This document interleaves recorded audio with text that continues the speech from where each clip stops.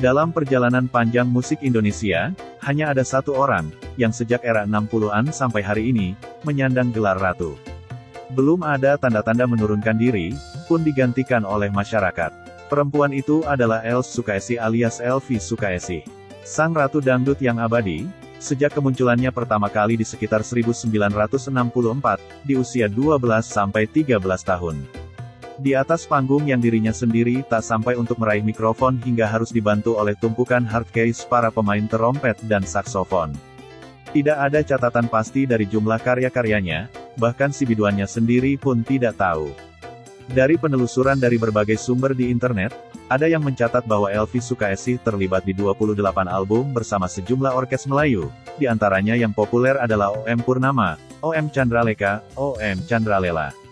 Dia juga bernyanyi berduet dengan rekannya tercinta, Rhoma Irama dan Soneta dalam 20 album.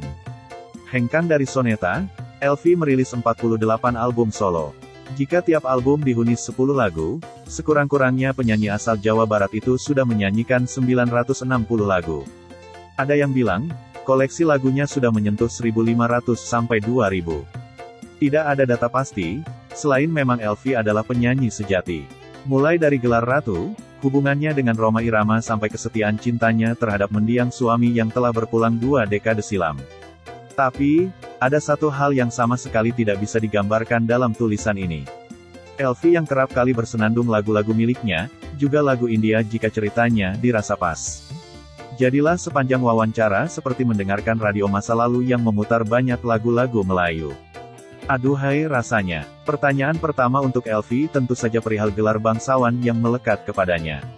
Secara singkat dia bercerita bahwa Ratu Dangdut disematkan kepadanya oleh masyarakat, usai dirinya tak lagi tergabung dengan Soneta. Gelar Ratu itu setelah solo karir. Setelah lepas dari Bang Haji panggilan untuk Rhoma Irama, akhirnya orang memasang-masangkan, Raja dan Ratu Dangdut. Padahal saat itu ada rekan duet juga yang lain, kayak Muhsin Alatas, dan lain-lain, ujarnya. Soal pemberian gelar ratu tidak semenarik bagaimana masa depan gelar ini nanti. Apakah kemudian pelantun pecah 1000 itu akan terus menyandangnya dalam keabadian, ataukah ada dari silsilah keluarga yang diwariskan gelar tersebut? Atau mungkin penyanyi dangdut lainnya yang memang pantas? Gini, sekarang kita bayangin aja Bang Benyamin Sueb, legenda, begitu dia meninggal, namanya tetap tidak tergantikan, anaknya berusaha untuk menjadi dia, nggak bisa. Urip Arfan aktor niru dia, nggak bisa. Bukan mau sok-sokan dan takabur, tapi alhamdulillah di antara penyanyi pop, rock dan lainnya, aku bisa dan masih bisa membuktikan bahwa aku bernyanyi dengan benar. Aku bernyanyi dengan rasa, jawab Elvie bijaksana. Orang akan bilang, seorang penyanyi dia harus punya talenta, harus punya attitude-nya, cara bernyanyi, suara bagus, artikulasi, notasi yang benar, tapi selamanya rasa yang ada dari hati. Kalau penyanyi yang suaranya bagus, teknik bernyanyi kita bisa belajar, ada sekolahnya. Tapi yang namanya karisma, nggak ada. Rasanya nggak semua orang bisa, sambungnya lagi. Semoga aku masih bisa jadi kebanggaan. Menjadi panutan untuk generasi dan generasi yang akan datang, tambahnya lagi. Dari jawaban Umi, sepertinya memang mahkota Ratu Dangdut akan abadi menempel terus di kepalanya. Belum ada yang dia rasa, atau para penggemar dangdut sepakati bersama, layak menjadi penerus.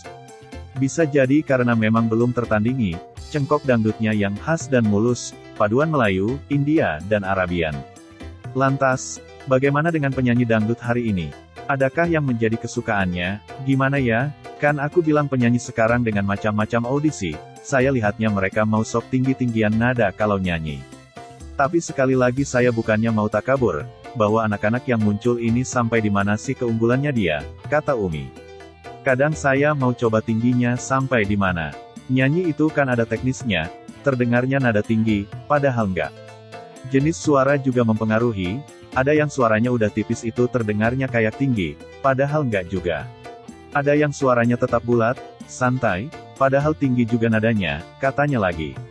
Kecintaan Elvie Sukaesih pada dangdut tidak lagi dapat ditawar-tawar. Bahkan, citra dangdut sebagai musik rakyat kelas bawah yang kadang menjadi bahan ejekan, tidak cukup kuat meredam suara Elvie. Dirinya dan anak-anaknya sempat mengalami perundungan. Aku tuh kan terkenalnya kalau nyanyi emang genit. Nah, waktu itu masih sekolah, belasan tahun gitu. Malam nyanyi disuruh sama abah, terus di situ ada kakak kelas yang nonton. Besoknya di sekolah ramai, kita disoraki, biduan, biduan. Biduan kan saat itu terlalu jelek penilaiannya, ceritanya. Anak kita juga jadi korban. Diejekin, dangdut, dangdut. Atau dulu Fitria dibilangin sama orang, anak pedangdut, gitu. Sama dia biar kecil kan jagoan, langsung dipegang kera baju orang yang mengejek. Elvi tertawa.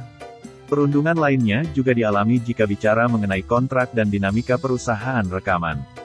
Secara gamblang Umi mengenang dirinya yang seperti pekerja lepas alias freelance dengan tumpukan kontrak yang sering juga tidak dipenuhi isi di dalamnya. Dulu tuh label tersebar di mana-mana. Aku sudah kayak freelance, dikontrak buat nyanyi sekian lagu.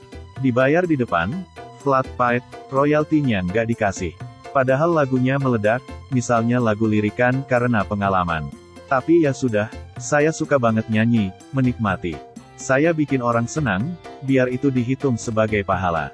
Umi Elvi telah memberikan banyak hal untuk musik dangdut nasional, namun apa yang sudah dangdut berikan kepada dirinya selain nama besar?